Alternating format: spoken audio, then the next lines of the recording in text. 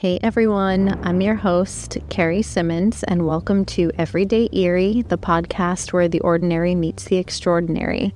Dive into the world of ghost stories, haunted objects, eerie places, and unsolved mysteries that will send shivers down your spine. Each week, we explore the tales that blur the line between the living and the dead, the known and the unknown. So turn down the lights, settle in, and prepare to be spooked.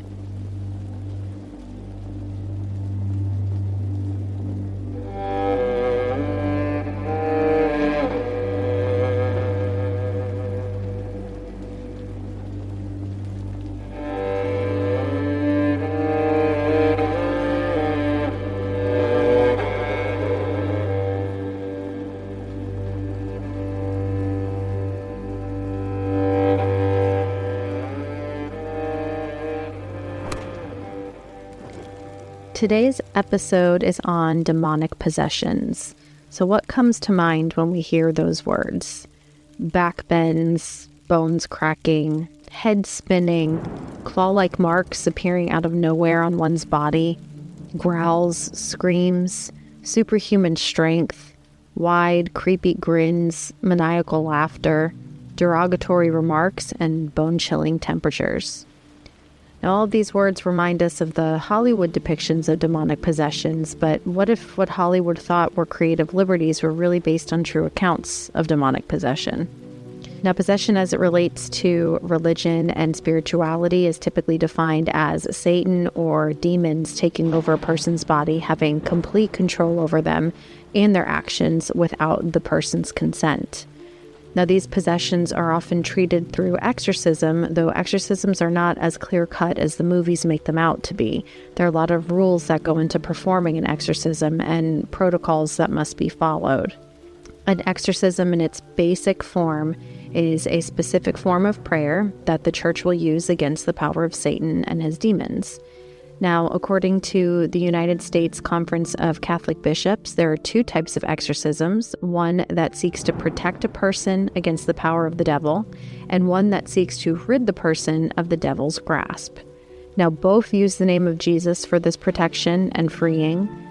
These can be further described as more like minor or major exorcisms. Minor being used, again, in things like baptism, because this would be aimed toward protecting a person's body and soul against demonic forces, and major being used for the expulsion of a demon from someone and can only be performed by either a bishop or a priest with permission from a local ordinary, who is basically an individual who has authority over a church or a community.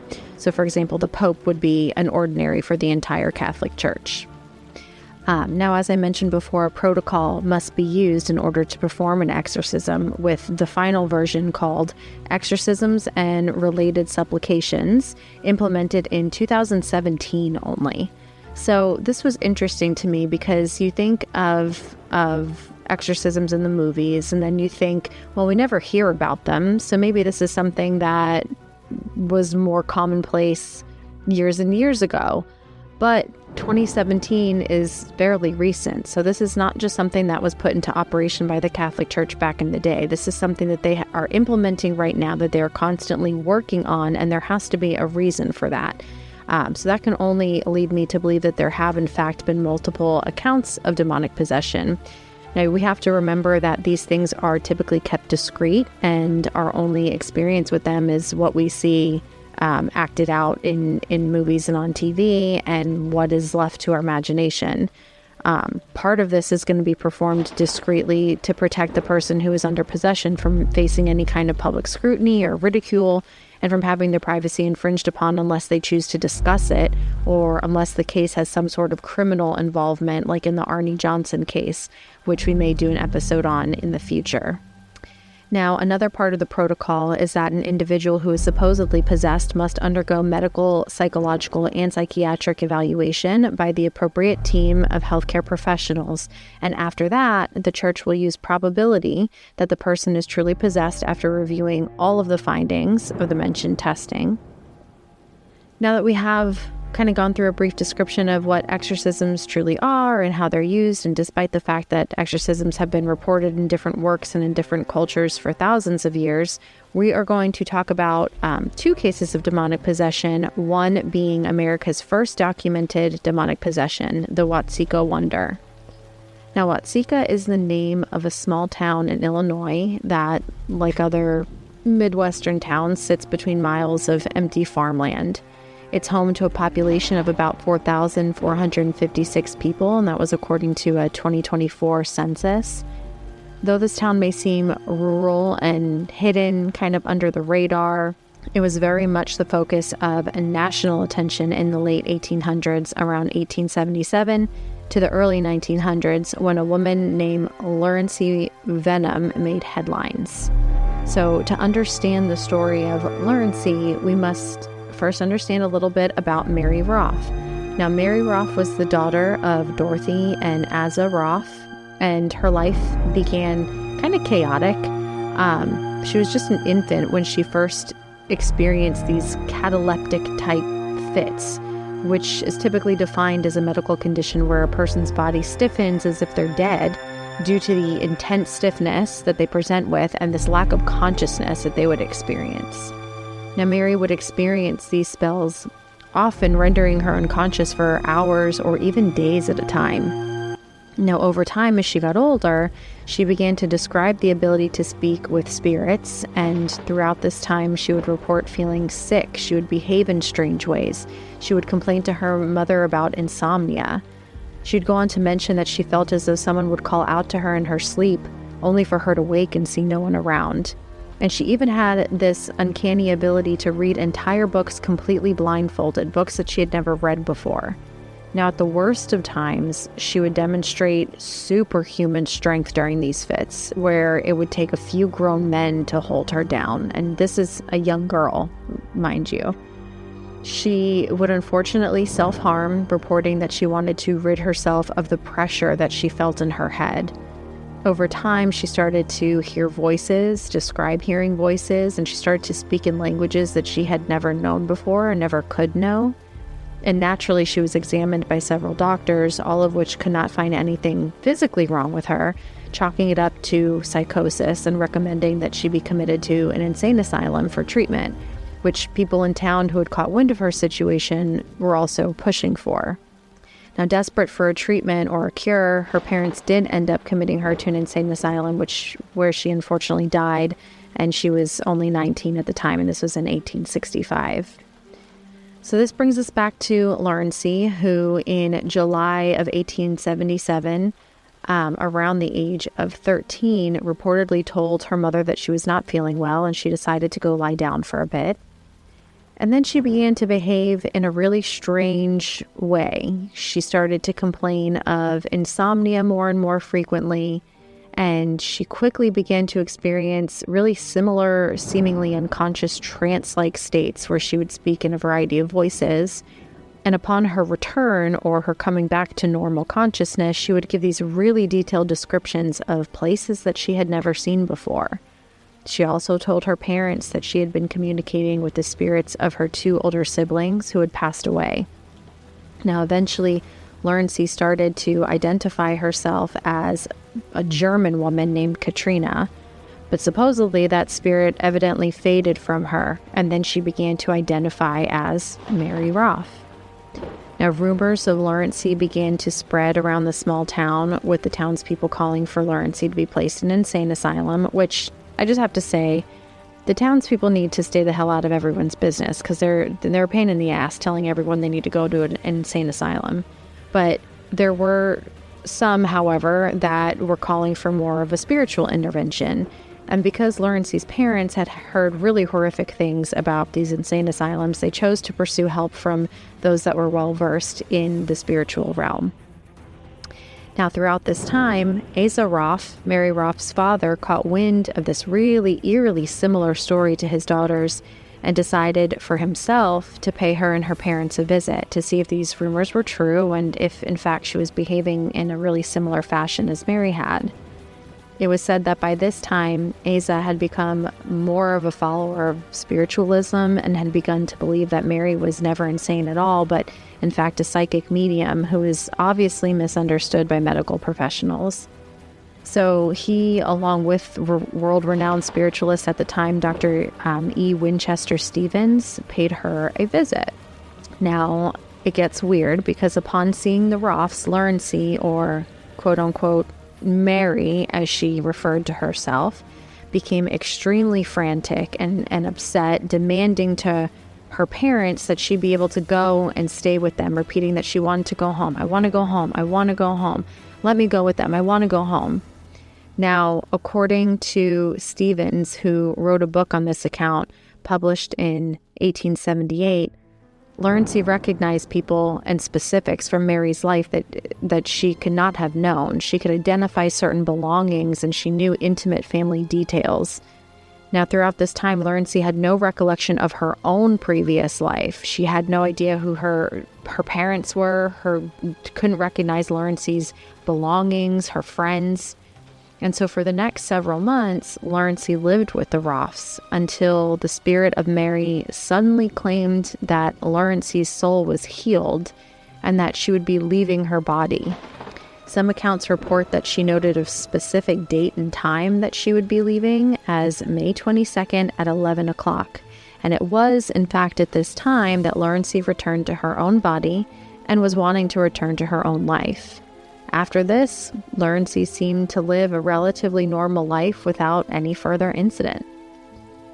Now, the Roff house has been featured on Travel Channel's The Ghost Brothers and is now an Airbnb and a popular destination for ghost hunters, with reports of some investigations becoming aggressive and violent, though others have reported the complete opposite, where the home feels intensely calming and reassuring, especially near Dorothy's room. And remember, Dorothy was Mary's mother.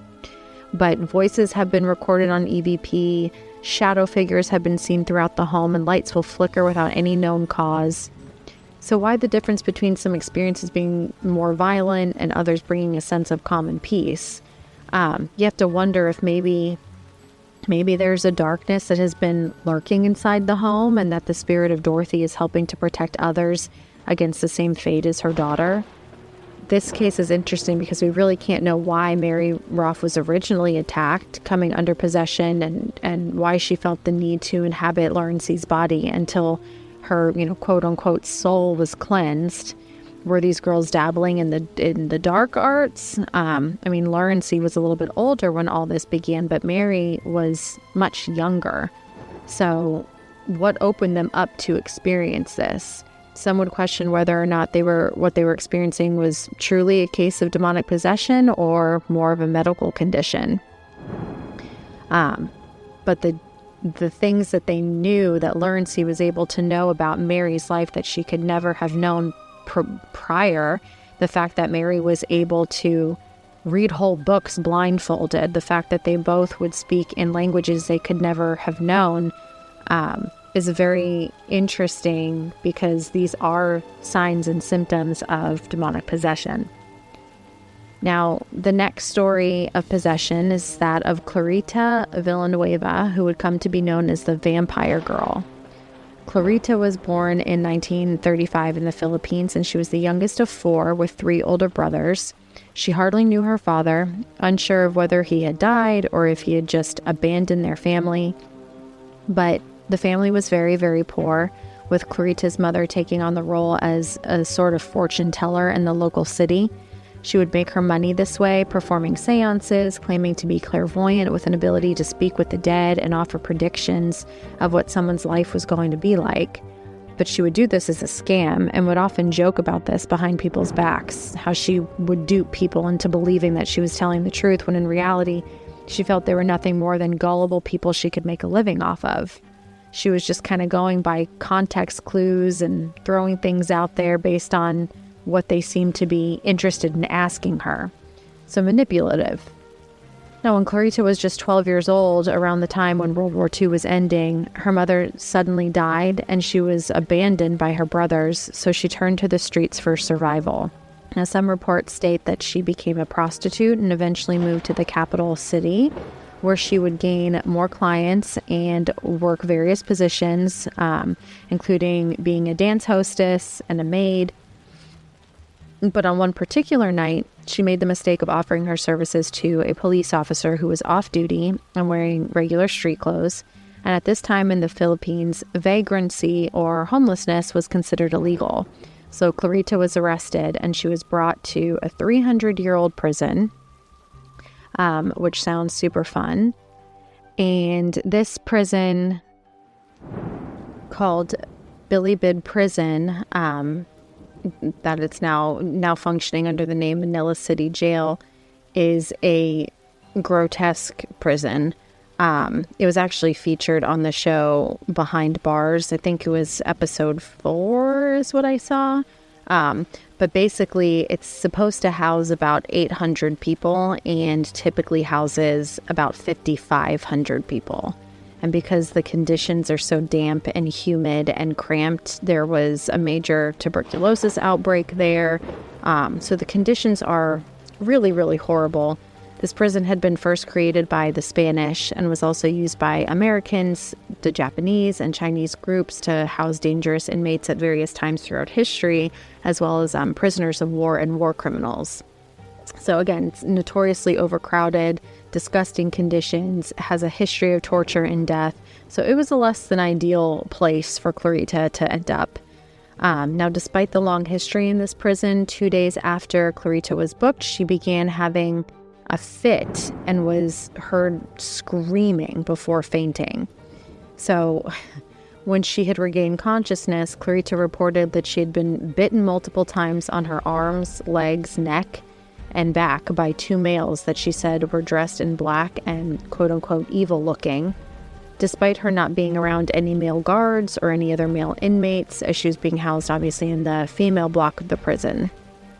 Now, she gave more of a description of these men, which the media would collectively call the Thing, with one of them being a short man about 2 to 3 feet tall with white hair and a large mustache, while the other man was described as being very large with dark curly hair who had 2 fangs coming out of his mouth. So again, all this to say, despite the long history that this prison had seen, this definitely would take the cake as some of the strangest incidences that would happen there. Now, going back to these creatures or this collective, the Thing, 2 similar creatures exist in Filipino folklore, one of them called the duende and the other called the kapre. The duende is considered a goblin-like spirit, so he's associated with mischievousness, and some old folklore even reports him as stealing young children, hiding in rocks, caves, old trees, or in dark parts of the houses. Kapres are noted in folklore as being big, large, hairy, dark-colored, almost like giants that live mostly in trees and have a very strong body odor. Now, this was interesting to me because what they're sort of describing sounds a lot like an elf, number one, and a Bigfoot, which kind of goes to show that this historical folklore really has spanned across the entire world, with everyone having seen something similar, but calling it a different name based on their own language and cultural ideas of what these, cryptids could be. But the idea of cryptids and that kind of history is a story for another time. But I thought that it was interesting that despite having different names, it seems like cultures in completely different areas have seen similar creatures, which kind of points to more of the possibility of the existence of these things. But back to Clarita's story. So during these episodes of torment where she would be bitten, Clarita would convulse and cry out in pain, and then she would suddenly fall into a trance-like state, only to jolt awake and become extremely violent again. Now, she would laugh as if she was hysterical, and while she was doing this, she would contort her body in odd ways as if someone was tickling her. And over time, as they all do, she began to become very intolerant of religious objects in her midst. She would attempt to smash them or break them. She was also said to be able to curse others, with one incident where a doctor told her she was faking it all for publicity, and she looked at him with evil in her eyes and said, "You are going to die." Not 2 days later, the doctor was dead from what is still considered unknown causes. Now, in another example of this, a guard had kicked her for falling out of line, and she looked at him the same way, declaring that he would also die, and he did, in fact, die about 4 days later, also from unknown causes. And this really made the public nervous, as now it wasn't just that she was a sex worker who may be possessed, but now she was acting as a witch sex worker who may be possessed, who was also able now to curse anyone that she chose. So the public started freaking out, and even the inmates were freaking out, which is funny. Not funny, but funny, because this is this hardcore prison. You know, it's been around for 300 years. It's seen some shit. And then Clarita steps in and they're like, whoa, you know, we've never seen anything. We don't want any part of this. But anyway, doctors from around the world would come and observe Clarita. And once the word of this, you know, these occurrences kind of spread through the media, and they all deemed that the way that these bite marks would appear on her body were just impossible to be self-inflicted. They just couldn't find an explanation for what was going on. Now, the mayor of the major city at the time, Arsenio Lacson, was nervous that this story in the news would give the Philippines a really bad name and deter tourism, which was super important. So he ordered that a psychological eval be performed at the city morgue, of all places, in front of a bunch of news reporters and other medical professionals to prove once and for all what was going on. Yeah, the city morgue. Sounds like a great day at the morgue to do a psychiatric eval on someone that we think is probably possessed, but okay. Now, during this eval, she began to have one of her episodes declaring that the thing was holding her down and biting her. Now, the mayor then witnessed actual humanoid-type bite marks forming in front of his eyes, on her neck and on her index finger. And she was at one point during all this asked to draw the figures who were biting her, but the pen would just fly out of her hand as if it was being forcefully pulled out. Now, the chief medical examiner, Dr. Mariano Lara, ruled that Clarita was mentally sane, which was agreed upon by several other doctors. She was pricked with pins throughout this evaluation and seemed to be non-responsive, though, to this type of painful stimuli anywhere on her body, which, for anyone that has knowledge of how painful stimuli and being pricked in different areas works, just because one area would be like a dulled sensation or no sensation doesn't necessarily mean that the other area should also be presenting that way. So it was strange that for her, no matter where they poked her, she was non-responsive to painful stimuli. Now, two doctors that were in the crowd, from what is now known, were from the National Center for Mental Health, decided that Clarita suffered from what they called hysterical psychoneurosis, which was at the time a minor personality disorder characterized by mental and physical symptoms. But this diagnosis was actually removed from the Diagnostic and Statistic Manual of Mental Disorders in 1980. So now people with similar symptoms may be diagnosed with things like schizophrenia or bipolar disorder, etc. Some doctors even went so far as to say that her bite marks were psychosomatic and a result of her mental state at the time in which they appeared. And this is where I have a bit of a problem with science.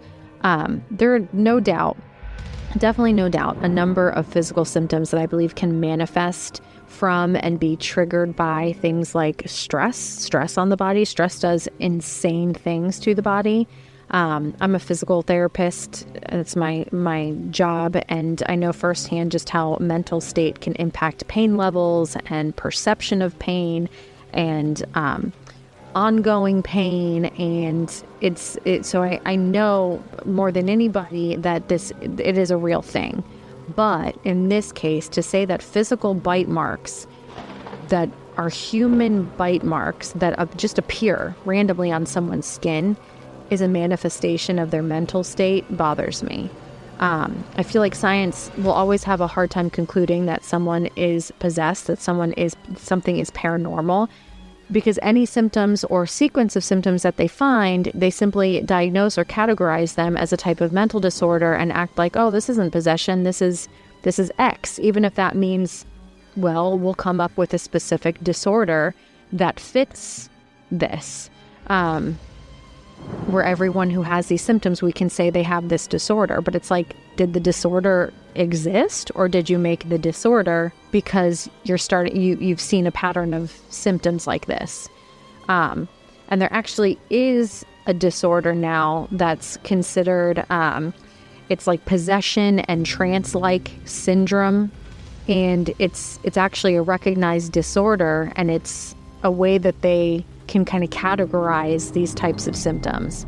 So it's like, well, yeah, if you keep making things up and you categorize disorders based on symptoms you can't really explain, is that really an explanation that you've just given it a name now? But sadly, no one could agree on a diagnosis, and so Clarita did not receive any treatment because experts couldn't figure out how best to treat her. So instead, they allowed her to be a complete spectacle for all to witness, with hundreds of people observing her, drawing the conclusion that there was no definitive explanation for what was going on. But then there was a group of people who thought for sure this was spiritual. So eventually, American televangelist Lester Frank Sumrall heard about Clarita's story on the radio and decided to use his connections with people in the Philippines, where he was actually building a large church there. He used his connections to get in touch with the mayor about possibly coming and talking with Clarita and performing an exorcism on her. So the mayor allowed this with the warning that they would not be responsible for anything that he was to endure during the process. So he said, okay. He went, and when he was first introduced to her, she began to throw an absolute fit, just an absolute fit, insulting him, threatening him, throwing things at him. She reportedly told him that she hated him, but she said it in English, which locals said that she didn't know and didn't speak. But this is sometimes debated, as unfortunately, she was prostituting. She was prostituting in a major city in the Philippines, and so it's very possible that while she was meeting different men, she could have picked up on some English or American words. So I'm not 100% convinced that meant too much, because it was definitely possible for her to have picked up on words elsewhere. But this ability to speak in various languages, again, as we've seen before with Lawrence and Mary Roff, it is common in possessions, and this is reportedly because Satan is the master of lies and often uses the knowledge of many languages as a way to manipulate, intimidate, etc., his hosts and those around him. Now, Sumrall, along with two other Methodist ministers, were able to begin the exorcism, taking turns, reading songs, commanding the devil in Jesus' name to exit Clarita's body. Clarita would go back and forth between being quiet and calm and scared and nervous and understanding what was going on and being afraid for her safety, to suddenly screaming and thrashing about, which with, again, humanistic bite marks being found on her body, which again is the reason why she was called the vampire girl. Now, the demons supposedly left her body but quickly returned to say that they felt entitled to inhabit her body, as she was quote-unquote unclean, second to the life of vagrancy that she had been living. Sumrall aided Clarita in praying with him and mentioned to her that she had to resist the attacks as best she could and let the demons know that they were not welcome here, not welcome into her body, did not have permission to enter her body or her mind. Upon returning to her cell for food and water, she claimed to see a thing standing behind the prison guard, and she began to become frantic again. She flailed her arms, she began screaming and kicking about until she finally remembered what she was told about telling the demons that they were not welcome and making them leave. She did this and fainted shortly afterwards. Now, after this incident, Dr. Lara, who was the first from above to note that Clarita was displaying signs consistent with demonic possession versus a mental illness, she took a sample from under Clarita's nails, and they found black hairs, which were not human at all. Now, the Philippines didn't really have any specific DNA analysis until about 1996, so while they couldn't make any significant determinations, the idea that she was experiencing something supernatural became more and more prevalent to the people around her. Eventually, she had her vagrancy hearing at court, and she was court-ordered to Welfareville, which was a house for orphaned or abandoned children, where they could receive housing, food, they could learn and undergo correction therapies where it applied.